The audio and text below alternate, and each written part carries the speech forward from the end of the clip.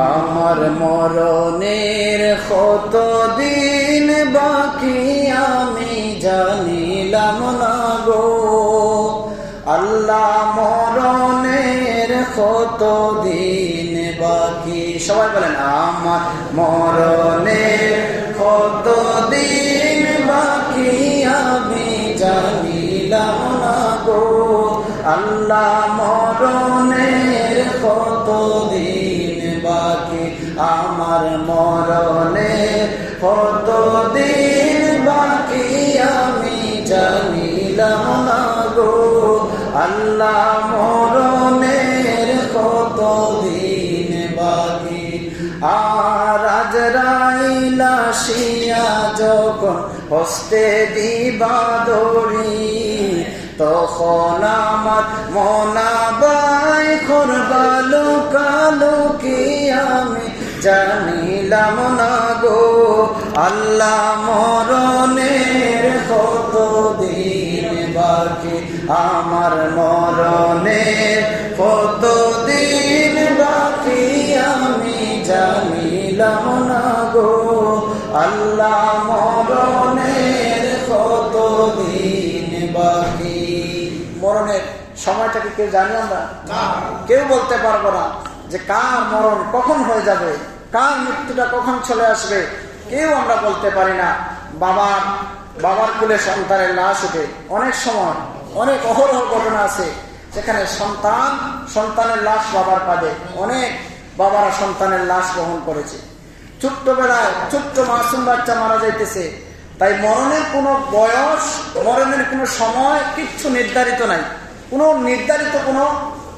Time নির্ধারিত কোনো সময় কখনো মরণ কখন আসবে কোথায় আসবে কোন জায়গায় আসবে এটা আল্লাহ পাক কাউকে বলে করে দেন না যখনই আপনার সময় চলে আসবে যে অবস্থাতে আপনি আছেন ঘুমন্ত অবস্থায় রাত্রে ঘুমাইছেন সকালে দেখা যায় তার ইন্তেকাল হয়ে গেছে রাত্রে ভালো মানুষ ঘুমাইছে খাওয়া দাওয়া করে কথাবার্তা বলে সব কিছু বলে রাত্রে ঘুমাইছে সকালে দেখা যাচ্ছে সেই মানুষটা আর নাই ইন্তেকাল করছে ঘুমের মধ্যে তো আপনার আমার মৃত্যুটা যে কোনো সময় চলে আসতে পারে অনেকে আমাকে বলেন হুজুর আপনি তো শুধু নবীজির শানে আলোচনা করেন মৃত্যুর কথা বলেন না কবরের কথা বলেন না হাসরের কথা বলেন না সবগুলাই বলা যায় আসলে নবীর শান আলোচনা করতে করতেই শেষ করতে পারি না নবীজির শানে আলোচনা তো শেষ করা যায় না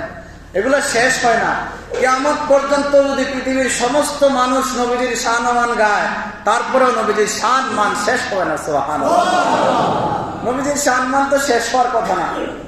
কবরে বলেন হাসরে বলেন মিজানে বলেন ফুলসিরাতে বলেন যতটা জায়গায় দুনিয়াতে কবরে হাসরে মিজানে ফুলসিরাতে প্রত্যেক জায়গায় আমার নবী আছে না তো নবীকে ছাড়া কবর হাসর মিজান আছেন না আপনি আমল করেন এখানে আমার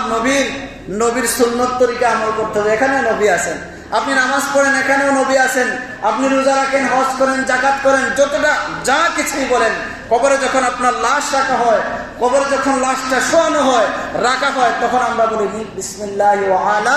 মিল্লাতি রাসূলিল্লাহ নবীজির মিল্লাতের উপর আমরা কবরে লাশ রাখি নবীজির কাছে সুপর্দ করে দেই এখনো নবী আছে না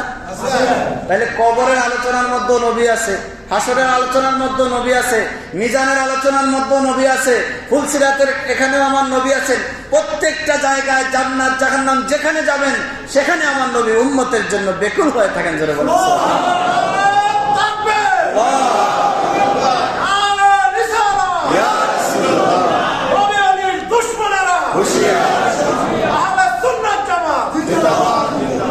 আমরা কবরের আলোচনাও করি আহলে সুন্নাত ওয়াল জামাতের মানুষ যারা তারা যে শুধু খালি আমারে একজন বলছে যে হুজুর এই কওমি ওহাবি বিভিন্ন এদের আলোচনায় গেলে শুধু ভয় দেখায় ও এখানে গেলেই শুধু কবরের ভয় দেখায় বিভিন্ন ভয় দেখায় আমাদের কাছ থেকে টাকা টুকা নিয়ে যায় তো সুন্নিদের ওয়াজে আসলে ভয়টা একটু কম লাগে ভিতরে একটা আশ্বাস জাগে যে এই সুযোগ আছে হয়তো আল্লাহ পাক আমাকে মাফ করবেন আসলে বিষয়টা এমনই যে শুধু খালি ভয় দেখায় মানুষের কাছ থেকে টাকা নিয়ে যাবো এমন না আল্লাহ পাক বলেন যে লা তাকনাতু মির রাহমাতিল্লাহ বান্দা তুমি যত বড় গুনাহগার হও যত বড়ই নাফরমান হও আমি আল্লাহর রহমত দয়া তোমার গুনাহ থেকে অনেক বড় সুবহানাল্লাহ তাহলে আল্লাহ বলেছেন লা তাকনাতু মির রাহমাতিল্লাহ তুমি গুনাহগার হও, কিন্তু আমি আল্লাহর রহমত থেকে নিরাশ হও না, আমি আল্লাহকে ভুলে যাও না। গুনাহ করেছো বান্দা, ফিরে আসো, আমি আল্লাহ তোমার গুনাহ ক্ষমা করে দেবো। সুবহানাল্লাহ। তাইলে আল্লাহ যেখানে বলেছেন লা তাকনাতু মির রাহমাতিল্লাহ, আল্লাহর রহমত থেকে কখনো নিরাশ হয় না, বঞ্চিত হয় না। আল্লাহ তো কাউকে বলেন নাই যে তোমাকে আমি মাফ করবো না, বলেছেন আল্লাহ? বলেন নাই। তাহলে সবাই যখন মাফ পাওয়ার উপযোগী, সবাই যখন আমরা মাফ পাবো, আল্লাহ তওবার রাস্তা সবার জন্য খুলে রেখেছেন। মানুষের সাকরাতের যখন আযাব হয়, তার পূর্ব মুহূর্ত পর্যন্ত তার তওবার দরজা খোলা, সে তওবা করলে আল্লাহ মাফ করে দিবে।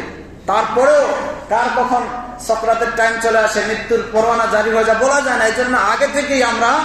মৃত্যুর জন্য প্রস্তুত থাকতে হবে, তওবা করতে হবে, নিজেকে মৃত্যুর জন্য সব সময় প্রস্তুত রাখতে হবে। আল্লাহ পাক সেই তৌফিক দান করুক। সকলে বলেন আমিন। ওয়া আখিরু দাওয়ানা আনিল হামদুলিল্লাহি রাব্বিল আলামিন। আপনারা যারা সুন্নত পড়েন নাই, 4 রাকাত সুন্নত নামাজ আপনারা আদায় করেন।